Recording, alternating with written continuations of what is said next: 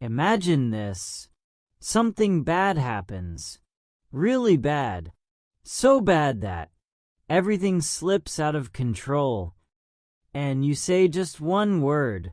Disaster. But wait. Why does this word feel so heavy? Why does it sound like more than just something bad? Is it really just an accident or something deeper? Go back, far back, to a time when people looked at the sky, not for beauty, for answers. When a war began, when disease spread, when someone died, they didn't look at the ground. They looked up. Why? Because they believed everything came from above. And this is where the word appears, disaster, but not in the way you know it today. Originally, it was made of two parts, aster. Aster means star. So what does disaster mean?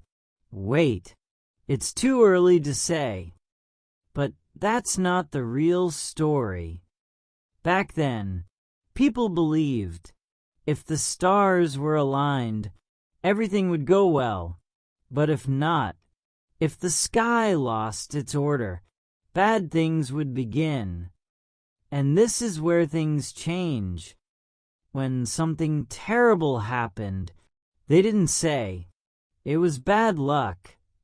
They said, the stars are not in the right place. And this is where the real meaning forms. Disaster means ill-starred, or out of alignment with the stars. But something doesn't add up.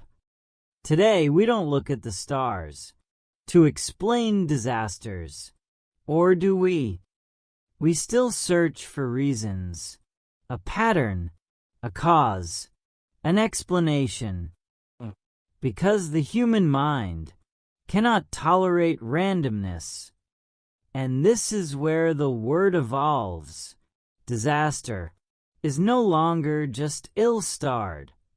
It becomes anything that spins out of control, destroys, and resists explanation. But this isn't just language. This is about control. When you call something a disaster, what are you really doing? You are giving it meaning. You are placing it inside a frame. Because without that, that event becomes one thing, meaningless. And meaninglessness is more terrifying than any disaster. So next time you say, this is a disaster, ask yourself one thing. Did something truly go wrong? Or are you just searching for a missing star?